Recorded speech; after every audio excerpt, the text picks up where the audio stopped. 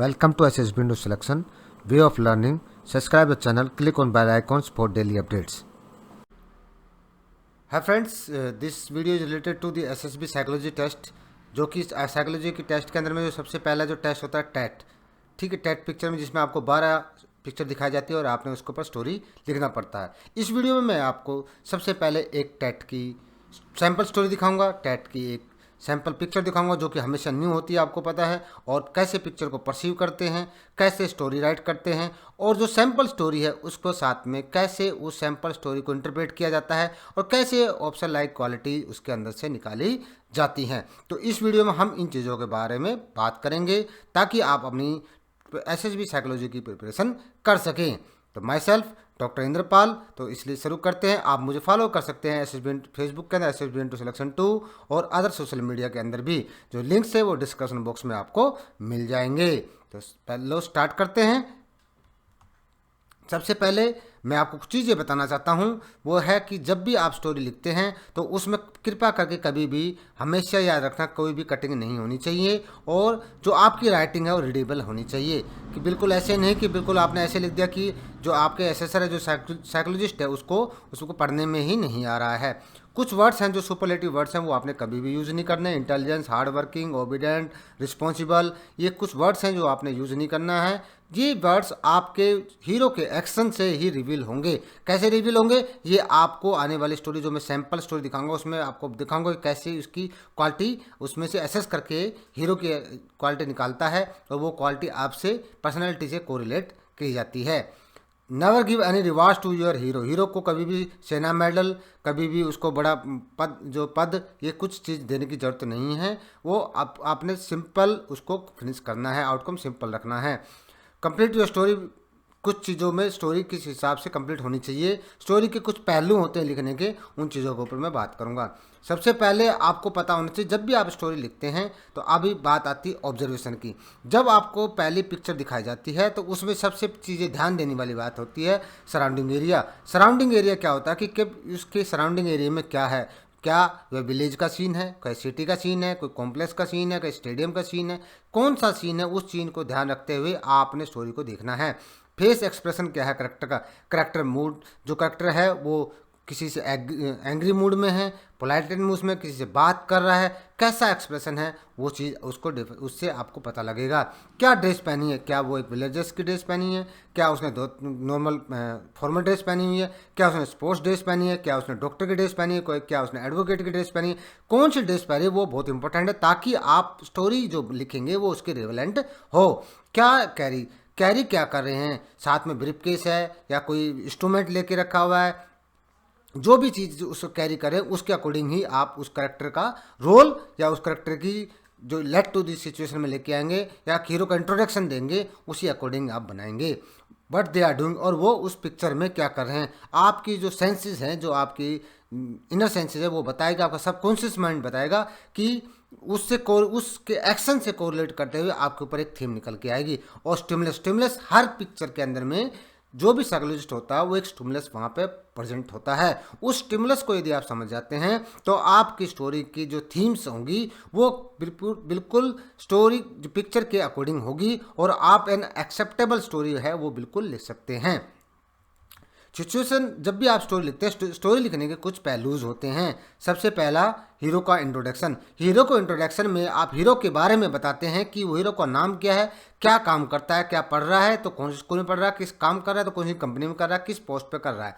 Late to the situation, किस उस आदमी को या उस हीरो को उस सिचुएशन में लाने के लिए किस सिचुएशन में उसको ये कार्य करना पड़ा, क्या वह वहाँ जा रहा था तब उसकी सोशल रिस्पॉन्सिबिलिटी की वजह से उसने ये कार्य किया या उसकी हेल्प करी, या being a alder brother of family उसकी वजह से किया। तो बहुत सी सिचुएशन होती है ताकि उसको सिचुएशन को उसके अंदर लेके आना।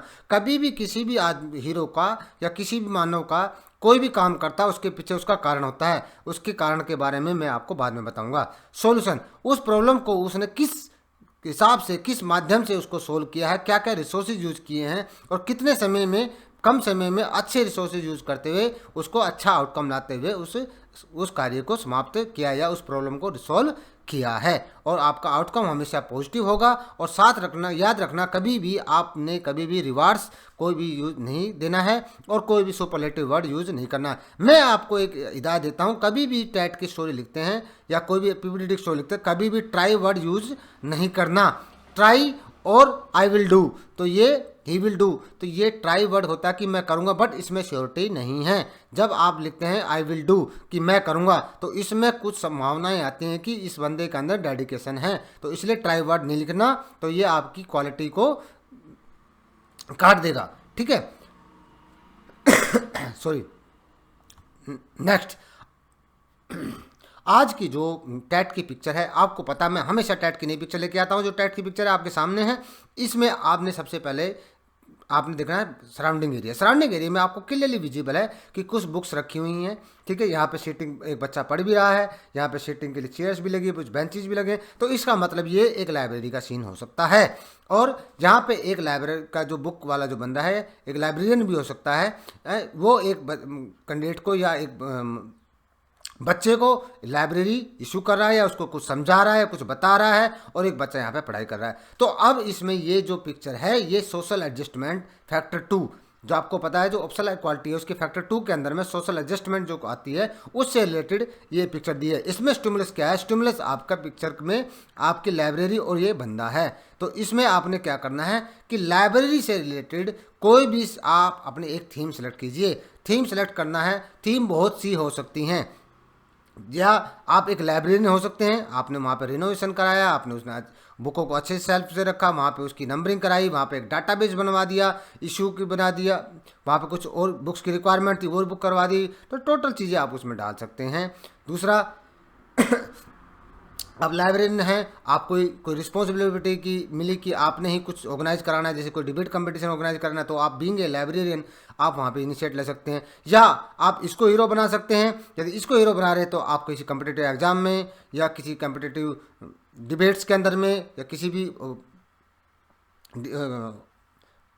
डिबेट के अंदर में आप पार्टिसिपेट कर रहे हैं, जिसकी में आपने लाइब्रेरी से बुक लिया, वहाँ पे उससे अच्छी पढ़ाई की, कुछ आपने गाइडेंस ली, किससे ली? You have taken the guidance from your teachers. ठीक है, तो so that you can participate is very well, you prepared well and did well, तो ये आपने अच्छा किया, तो इसको भी आप हीरो बना सकते हैं। तो according to the picture I request you all of the candidates, please write your story in the comments box along with your entry and your age, so that I can interpret your story and you will get a maximum output from this video। ठीक है, तो ये चीज़ आपने पक्का करना है। तो आपने पिक्चर क्लियरली देख ली है। अब मैं आपको आने वाले जो आगे वाली वीडियो उसमें आपको एक सैम्पल स्टोरी दूंगा, जो कि आप एक रेवलेंट देख सकते हैं कि कैसे एक हीरो का इंट्रोडक्शन लिया जाता है, कैसे उसको लेट टू सिचुएशन में लाया जाता है, और कैसे उसको काम दिया जाता है, और कैसे सोल्व करता है, और कैसे सोशल एडजस्टमेंट से रिलेटेड मैंने इसके ऊपर स्टोरी बनाई है। तो स्टोरी आज की ये है। देखिए, मिस्टर डीबी बोरा, मैंने नाम दिया उसका, हीरो का हमेशा नाम देना है। नाम अभी भी ऐसा देना है कि राम श्याम घनश्याम ये नाम नहीं देने, जो लेटेस्ट नाम आज की डेट में चल रहे हैं वो देना। एक graduate from the Patna university, Bihar से ग्रेजुएट था। Was completed his leave to the house के अंदर में उसे अपनी छुट्टी ख़त्म की थी। सर्च फॉर द जॉब के लिए ढूंढ रहा था। As his father refuse to bear his higher education, उसके हायर एजुकेशन में उसके फादर ने रिफ्यूज कर दिया। क्यों कर दिया? Unbelievable financial condition cause by the marriage of his elder sister and the unexpected downfall of the sugar production in the financial year of 2013 and 14। अब देखिए, ये था मैंने यहाँ तक मैंने क्या किया? हीरो का इंट्रोडक्शन दिया। क्या दिया? हीरो का इंट्रोडक्शन दिया। अब मैं यहाँ से लेके आके यहाँ तक मैंने लेट टू द सिचुएशन में उस हीरो को लेके आया। अब इस लेट टू द सिचुएशन में उसके पास क्या आया कि वो अपने फादर उसकी फाइनेंशियल एस्पेक्ट्स में हेल्प नहीं कर सकता, क्योंकि हायर एजुकेशन के लिए, क्योंकि फादर की भी फाइनेंशियल कंडीशन खराब हो गई थी। किसकी वजह से? कुछ ज़्यादा खर्चा हो गया था एल्डर सिस्टर की मैरिज के ऊपर, और साथ ही शुगर का जो प्रोडक्शन था वो भी बहुत कम हुआ था। इस वजह से ये प्रॉब्लम क्रिएट हो गई। अब देखो, आपके सामने प्रॉब्लम आ गई है, आपने अपने हीरो को इंट्रोडक्ट कर दिया है, आपने लेट टू द सिचुएशन में आ गए, अब आपने उसके ऊपर काम करना है। ठीक है, बोरा अपने वापस boarding to the train after sister marriage. ठीक है, had talk to the central library incharge assuring the best to the rent to assistant book keeper on. ठीक है, rest 8,000 consolidated salary in the morning shift में काम करने के लिए उसने उसके लिए अपना रिक्वेस्ट की 8 से 2 बजे तक। 8 से 2 बजे तक वो मॉर्निंग शिफ्ट में करने के लिए उसने रिक्वेस्ट किया। इन रिमेनिंग डे वो स्टार्ट कर दिया। इन रिमेनिंग आवर्स में ही carried out on post graduation in public administration, ठीक है। तो एमपीए से उसने अपनी ग्रेजुएशन स्टार्ट कर दी। और he did not refer to the remain idle, उसने अभी भी आइडल रहने की नहीं कोशिश की। He started coaching classes of intermediate boys, जो +2 वाले लड़के हैं उनको कोचिंग स्टार्ट कर दी। 2 बैचेज में स्टार्ट किया for English 8 to 10 PM and starting paying his डेप्ट, जो उसके फादर के ऊपर में जो कुछ पैसे जो लोन के थे उनको पेमेंट शुरू कर दिया देना। और अपने भाई की अपने यंगर ब्रदर की एजुकेशन का भी एक्सपेंसेस उसने उठाना शुरू कर दिया। अब क्या हुआ, यहाँ पे आपने स्टोरी का आउटकम आ गया। आउटकम कहाँ से आया कि यहाँ से he started paying the depth of the end sharing expenses of younger brother education, यहाँ से आपका ये आउटकम आ गया। आउटकम क्या हुआ, अब देखिए कैसे एक हीरो की क्वालिटी रिवील की जाती है। सबसे पहले दे ही टुक ए रिस्पॉन्सिबिलिटी, ठीक है, ए सेल्फ रिलायंट पर्सन है, ठीक है। दूसरा डेडिकेटेड बंदा है, दूसरा हार्ड वर्किंग है, ठीक है, रिस्पॉन्सिबल है। सबसे बड़ी क्वालिटी इसके अंदर क्या आती है, रिस्पॉन्सिबल है। उसके बाद में यहाँ पे इसने कन्विंस किया असिस्टेंट बुक कीपर के लिए, तो ये he can convince, influence level अच्छा है इसका। तो ये इस प्रकार से और डेडिकेटेड क्या है, ये सेल्फ अवेयरनेस है। सेल्फ अवेयरनेस क्या है, अपना सेल्फ इम्प्रूवमेंट चाहता है। उसने पोस्ट ग्रेजुएशन भी कंटिन्यू रखी, कोचिंग भी स्टार्ट करी, जॉब भी किया। तो ये एक डेडिकेटेड पर्सन है जो टाइम मैनेजमेंट अच्छा जानता है, अपना टाइम मैनेज कर जाता है, हार्ड वर्किंग है, नॉलेज शेयरिंग करने वाला है और अपने जो फैमिली रिस्पॉन्सिबिलिटी है उसको भी समझता है। तो ये क्वालिटी इस स्टोरी से रिवील होती है जो कि सोशल एडजस्टमेंट के अंदर में आती है। तो आई होप आपको इस सैम्पल स्टोरी से बहुत ज्ञान मिला होगा, जिससे आपको सीखने को मिला होगा। तो मैं सभी से रिक्वेस्ट करूंगा, यदि इस वीडियो में कोई भी आपको कमी लगती है, कुछ इंप्रूवमेंट चाहते हैं, तो पक्का कमेंट्स बॉक्स में बताइए ताकि मैं आपको अच्छी से अच्छी वीडियो लेके आ सकूं। तो write your story, again write your story to the above picture. जो मैंने आपको पिक्चर दिखाई थी, दोबारा एक बार दिखा देता हूं ताकि आप अपनी पिक्चर देख सकें। ये पिक्चर है, इसके ऊपर में write your story according to the picture and do not read tonight about number of character, age, mood and anything. Just write your simple story along with your entry and your age so that I can interpret and it will help you. और in the last you can ask any question, कोई भी doubt, कोई भी question है आपके medical से आपकी SSB के स्क्रीनिंग से लेके आपके मेडिकल तक, मेरिट लिस्ट तक, कोई भी इशू है आप मुझे कभी भी वीडियो कमेंट्स बॉक्स में पूछ सकते हैं। और in the last thank you for watching this video, thank you so much.